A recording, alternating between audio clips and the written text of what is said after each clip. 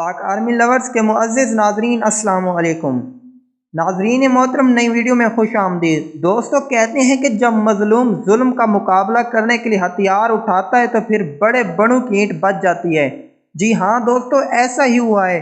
مقبوضہ بیت المقدس میں مظلوم فلسطینیوں کی آہیں اور سسکیاں عرش الہی تک جا پہنچی ہیں۔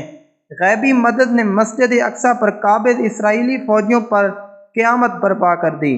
جدید ترین اسلحہ سے لیس اسرائیلی فوج پر قوت ایمانی سے مظلوم فلسطینیوں نے اسرائیلیوں کی نیندیں حرام کر دیں۔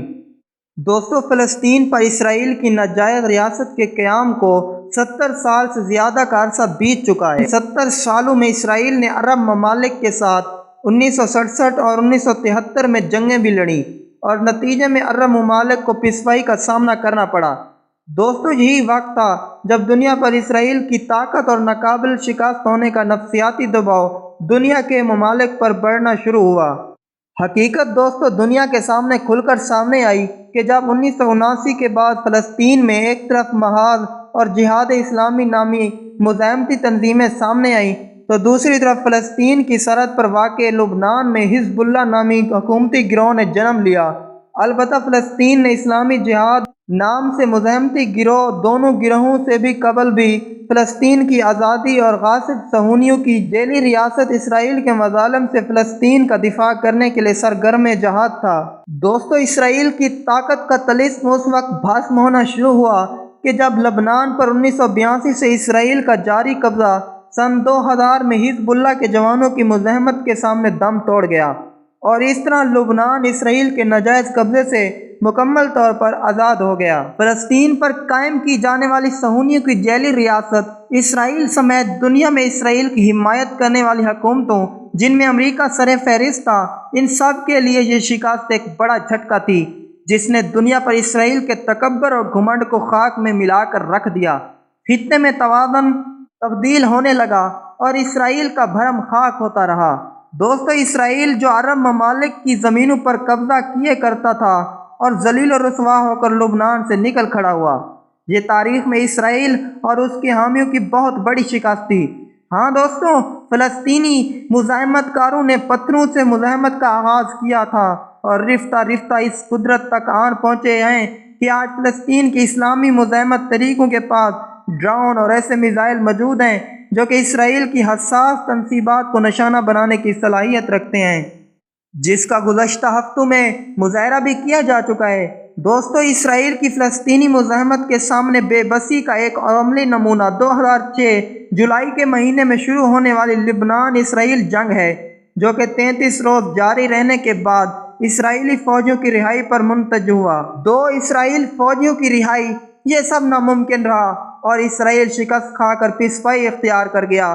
فلسطینی مزاحمت نے اسرائیل کو ایک مرتبہ پھر 2008 میں غزہ کی سرزمین پر بے بس کر دیا تھا، جب اسرائیل نے 51 روزہ جنگ مسلط کر رکھی تھی اور اس مرتبہ بھی حماس کے خاتمے سمیت اپنے ایک فوجی کو آزاد کرنے میں ناکامی کا سامنا رہا۔ دوستو، آج غاصب صہیونیوں کی ذیلی ریاست اسرائیل کی حالت یہ ہے کہ غزہ جیسے علاقے میں کہ جہاں خود صہیونیوں نے 13 سال سے محاصرہ کر رکھا ہے، جہاں انسانی زندگیاں خطرے میں ہیں، اور پھر بھی اسرائیل اسلامی مزاحمت کا مقابلہ کرنے کی ہمت نہیں رکھتا۔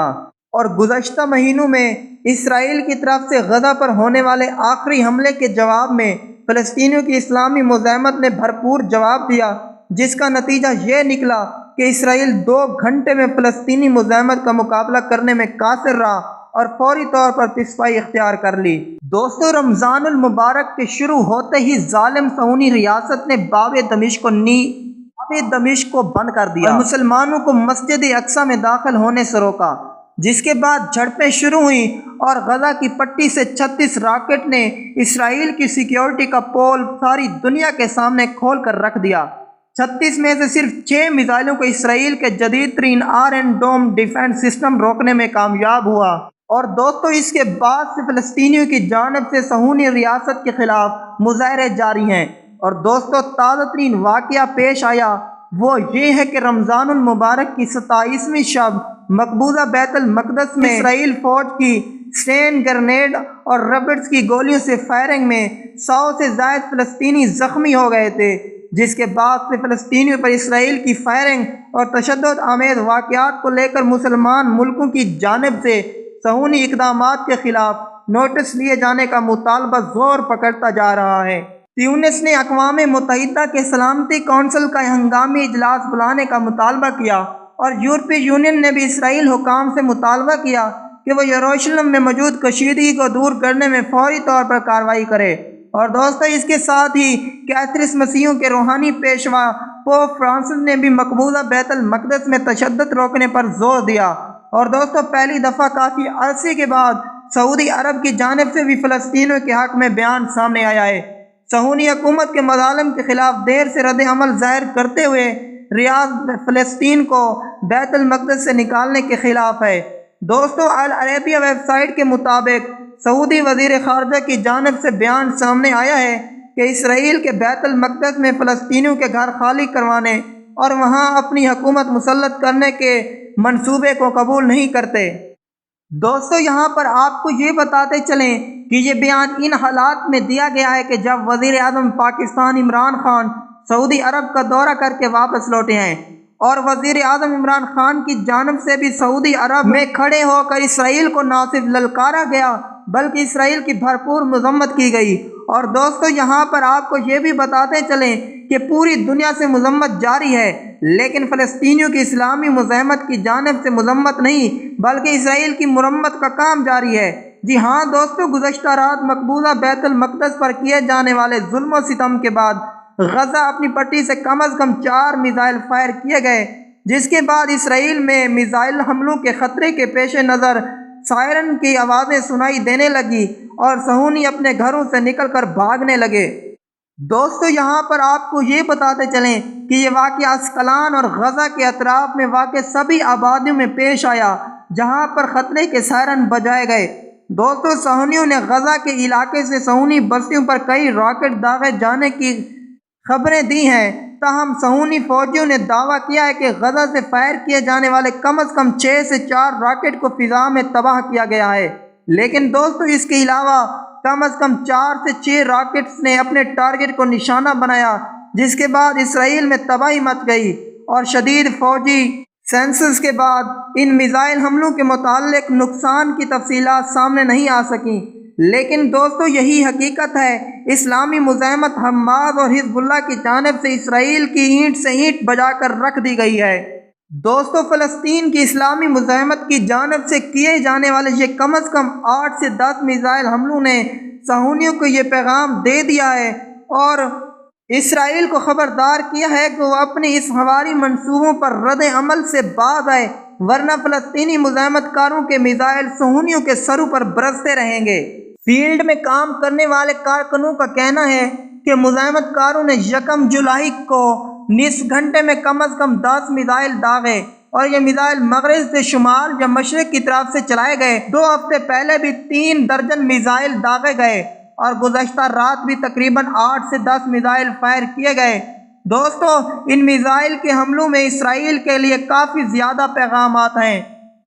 پہلا پیغام یہ ہے کہ فلسطینی مزاحمت قوتیں زیادہ سے زیادہ تعداد میں اور کم سے کم وقت میں میزائل حملوں کی صلاحیت رکھتی ہیں، اور دوستو اس سے فلسطینی مزاحمت کاروں کی دفاعی اور عسکری طاقت کا بھی اندازہ ہوتا ہے۔ فلسطین کی مزاحمت میں ٹائٹرس ایک بنیادی ہتھیار ہے اور فلسطینی مزاحمت کاروں کے پاس بھی یہ ہتھیار ہونا چاہیے۔ اگر یہ اسلحے کے اعتبار سے فلسطین اسرائیل کا ہم پلہ نہیں ہے، لیکن فلسطینیوں کی بڑھتی ہوئی میزائل صلاحیت اسرائیل کے پریشان کن ہے۔ فلسطینی مزاحمت کاروں نے یہ ثابت کر دیا ہے کہ وہ صہیونی ریاست کے اندر تک میزائلوں کے ذریعے مار کرنے کی صلاحیت حاصل کر چکے ہیں۔ دوستو اب حال یہ ہے کہ اسرائیل فلسطینیوں کی مزاحمت کارروائیوں کے سامنے بے بس نظر آتا ہے۔ اور دوستو گزشتہ رات ترک وزیر خارجہ کی جانب سے بیان جاری کیا گیا ہے کہ اب فلسطین کو اسرائیلی قبضے سے نجات دلانے کے لیے عالمی فوج روانہ کی جائے گی، جو کہ اسلامی ممالک کے اتحاد کا منہ بولتا ثبوت ہے۔ خداوند یکتا سے دعا ہے کہ مظلوم فلسطینیوں کو آزادی نصیب ہو اور اسی طرح کشمیریوں کو بھی آزادی نصیب ہو۔ دوستو آج کی ویڈیو میں صرف اتنا ہی۔ مزید اسی طرح کی انفارمیٹو ویڈیوز حاصل کرنے کے لیے ہمارے اس پیج کو فالو کریں۔ شکریہ۔